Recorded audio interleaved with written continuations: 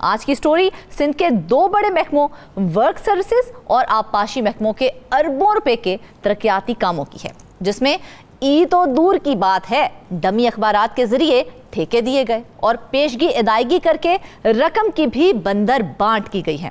इस पूरी सूरत हाल पर बात करने के लिए हमारे साथ मौजूद हैं साउथ के इन्वेस्टिगेशन सेल के इंचार्ज मंसूर मुगीरी साहब। इस खबर की तफसीलात जानते हैं। मुगीरी साहब, सबसे पहले तो ये बताएं कि ई टेंडरिंग क्या है और आखिरकार इस पर अमल दरामद क्यों नहीं किया गया? बिस्मिल्लाहिर्रहमानिर्रहीम। मिस फरजाना साहिबा, आज की जो स्टोरी है वो बहुत ही ज़बरदस्त भी है और दिलचस्प भी है।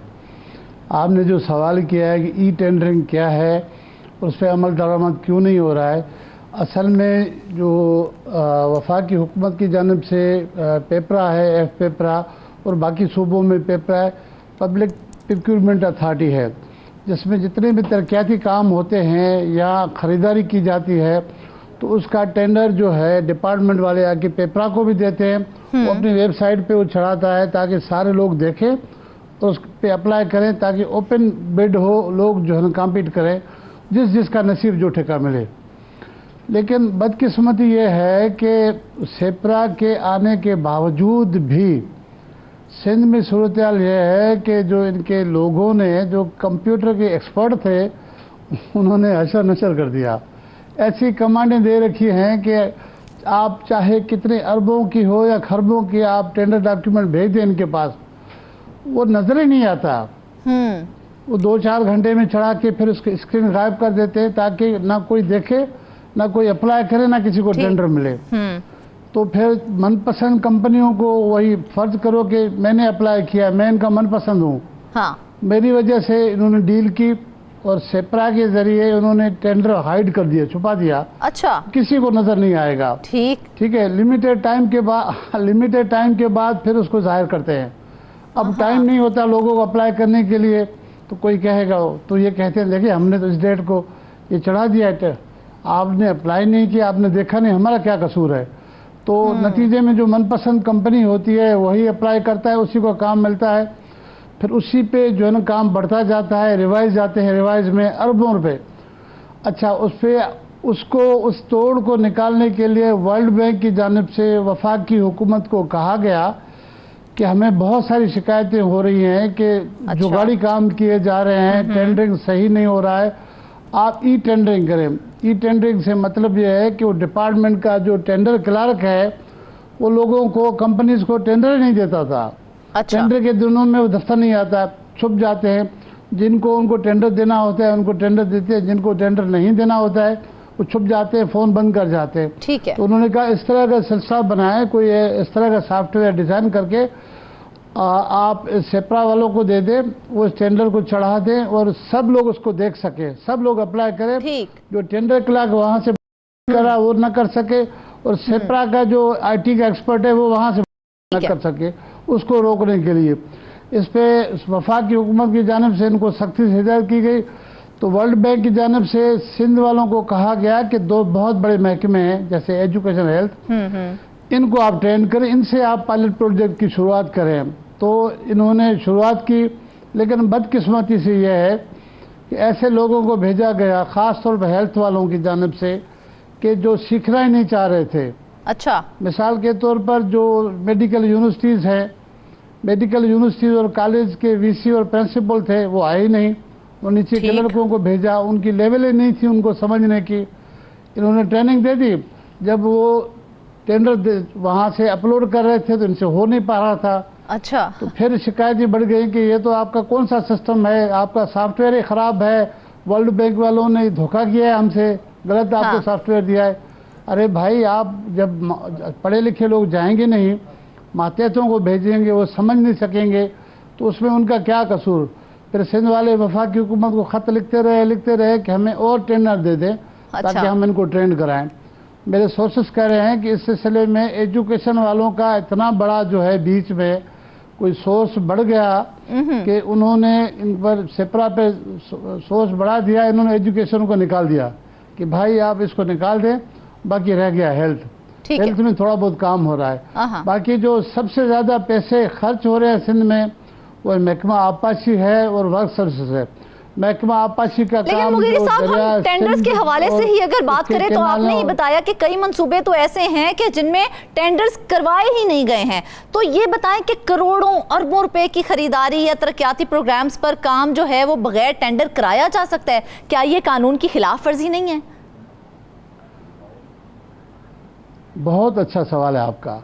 ऐसे कई शवाहिद मौजूद हैं कि करोड़ों अरबों रुपए के काम इन्होंने इस तरह से कराए कि फर्ज यहाँ तो टेंडर नहीं छपवाया, या अगर टेंडर छपवाया भी है तो मिली भगत करे के ऐसे अखबारात में जो जिसको हम डमी कहते हैं, जो बराए नाम होती है। मिसाल के तौर पर ठेका जो है सखर का है, तो ऐसे अखबार को ठेका मिला जिसकी कापियाँ सखर में जाएंगी ही नहीं। न सखर की तरफ अखबार की कापी जाएगी, न लड़कना में न कोई पढ़ेगा, न उसमें पार्टिसिपेट करेगा। उसके नतीजे में मनपसंद लोगों को जिनको ठेके देने हैं, जिनसे बड़ी भारी भरकम कमीशनें लेनी है, उनको ठेका देकर ये रकम की बंदर बाट करते हैं और काम मेजॉरिटी होता भी नहीं है। आज की जो स्टोरी है वो 6 अरब 20 करोड़ रुपए से ज़ायद एक टेंडर दिया गया है स्टोन पिचिंग का, कि दरिया हैदराबाद में पनियाली डिवीज़न है, उसके इंजीनियर साहब ने एक मशहूर आदमी है, हाजी साहब सिस्टम का एक आदमी है, उसको नवाजने के लिए 6 अरब 20 करोड़ रुपए का एक टेंडर दिया है। वो भी इसी जुगाड़ वाले तरीके से दिया, वर्क आर्डर दे दिया कि आप दरियाए सिंध में हाजीपुर के मकाम पर, ये तालका हाला मटेरी ज़िला में दरियाए सिंध का एक एरिया है हाजीपुर, वहाँ आप स्टोन पिचिंग करें। और उसको एडवांस पेमेंट भी कर दी और टेंडर भी नहीं हुआ है। और हम अपने नाज़रीन को ये दिखाएंगे कि वर्क आर्डर दे दिया गया और काम नहीं हुआ। आप मुझे बताएं, 6 अरब 20 करोड़, 6 अरब मतलब है कि 600 करोड़, 600 करोड़ इन्होंने हवा में उड़ा दिए, कोई पूछने वाला नहीं। इतनी बड़ी ज्यादती, इतनी बड़ी ज्यादती। इरिगेशन तो मुकम्मल तबाह हाल है। अगर मैं कहूँ ना, तबाह हाल है कि दुनिया के अगर एक्सपर्ट आ जाए ना, जितने पैसे इरिगेशन में लगे ना इस 15 सालों में, खुदा की कसम इन सबको लटका दे। वो लिखेगा कि लटका दो सबको, जितने पैसे लगे वो कहाँ गए पैसे। मुगीरी साहब, ये बताएं कि बगैर टेंडर के कैसे करोड़ों अरबों रुपए के तरक्याती बिल ठेकेदारों को दे देते हैं? उनसे कोई पूछता नहीं है? देखें, बीच में नेब ने पूछना शुरू किया ना, सबसे बड़े बड़े केसेस जो है ना वो इरिगेशन के बने थे। इवन के उनके चीफ इंजीनियर तक गिरफ्तार हुए, इंजीनियर गिरफ्तार हुए, और वर्क सर्विसेज के भी लोग बहुत गिरफ्तार हुए। जहाँ भी इंजीनियरिंग है ना, तो वो सबसे ज़्यादा नेब में आए। और अभी भी बहुत सारे केसेस जो है एंटी करप्शन में FI में चले जाते हैं। जहाँ जहाँ इंजीनियरिंग है, पैसा तो वहाँ पर है, क्योंकि उसको पकड़ना बहुत मुश्किल होता है। या तो अंदर का बंदा आपको बता दे, या कि एक्सपर्ट आ जाए आपको बताए। मिसाल के तौर पर अभी जिस हाजीपुर बंद का हम जिक्र करें, 6 अरब 20 करोड़ पे स्टोन पिचिंग, अब कहेंगे कि हमने इतने 1000 टन जो है पत्थर हमने दरिया में डाल दिए, तो पानी वो तो ले गया। अब कहाँ से पूरा करेंगे, वो पत्थर कहाँ है? हाँ। यही तो मजे हैं इरिगेशन के, कि ये पैसे जो है ना पानी अरबों रुपए में पानी में बहा देते, और वही अरबों रुपए इनके जेबों में आते, ये बंदर बाट करते। आप तस्वीर नहीं कर सकते कि इरिगेशन के अफसरान कितने अमीर हैं। मिलियनर नहीं हैं, बिलियनर हैं। अगर मैं यही कह रहा हूँ कि नेब को अगर वो खुला छोड़ दे, नेब के हाथ पांव उन्होंने जो काट दिए ऑर्डिनेंस के, वो छोड़ दे ना और कुछ ना करे ना, सिंध में सिर्फ इरिगेशन और वर्क सर्विसेज पे काम करे ना, आप यकीन करें पूरा साल जो है ना इनका काम खत्म ना हो, इतने स्कैंडल्स आए। मसला एक और है जो हमने अपनी इस खबर के आगाज में बताया था कि इससे मुतालिक IMF के साथ भी बहुत से जो माहिदे किए गए थे, जो वादे किए गए थे, उसकी भी धज्जियां उड़ा दी हैं अफसरान की जानिब से। तो टेंडर के हवाले से IMF की जानिब से क्या शराइत रखी गई थी जिसकी धज्जियां उड़ाई गई हैं और जिसकी खिलाफ वर्जी की गई है? मैं थोड़ी करेक्शन करूंगा कि IMF वालों के शराइत भी थे, लेकिन इनको ज्यादातर सख्ती जो है वर्ल्ड बैंक वालों ने की। वर्ल्ड बैंक वालों ने कहा कि आप जितनी भी खरीदारी करेंगे वो टेंडरिंग करेंगे, टेंडरिंग से बाहर जाएंगे तो हम आपकी कोई मदद नहीं करेंगे। तो वफाक की हुकूमत ने तमाम सूबों को सख्ती से हिदायत की। आप हैरान हो जाएंगी कि बलूचिस्तान इस पर अमल दरामद कर रहा है। बलूचिस्तान जिसपे हम सब उंगलियां उठाते हैं, कहते हैं कि बैकवर्ड एरिया है, वहाँ कुछ नहीं, वहाँ अमल दरामद हो रहा है। बिल्कुल पंजाब में हो रहा है और हमसे ज़्यादा KPK में हो रहा है, लेकिन यहाँ नहीं हो रहा है। तो ये जब हो जाएगा, शुरू हो जाएगा, तो फिर पैसे तो नहीं बनेंगे। फिर अरबों रुपए के जो इनके अकाउंट्स में निकल रहे हैं, बाहर ट्रांसफ़र हो रहे हैं, मनी लॉन्ड्रिंग हो रही है, आप इनको देखें कि एक इंजीनियर है 17 ग्रेड का 18 का, उनके ये देखें कि उसकी जो लिविंग लास्ट लाइफ है, लिविंग स्टाइल है, वो कितना अमीरों वाला है, शाही खानदानों वाला है बेचारी गरीब 1 लाख 1.5 लाख 2 लाख तनख्वाह लेने वाले। आप बिल्कुल। देखें इनकी सोच तो देखें, आप तस्वर नहीं कर सकते।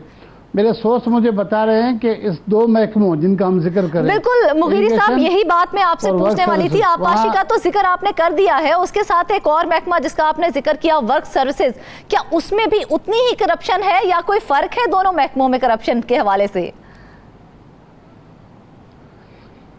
देखिए, आपाशी वाला जो करप्शन का एलिमेंट है वो छुप जाता है, क्योंकि अच्छा। ये कहते हैं हमने पानी में काम किया, पानी में हमने पत्थर दिए, ये किया, तो मेजॉरिटी ये बच जाते हैं। जो वर्क सर्विस वाले वो छुपते कम हैं, लेकिन जुगाड़ के बड़े मास्टर हैं।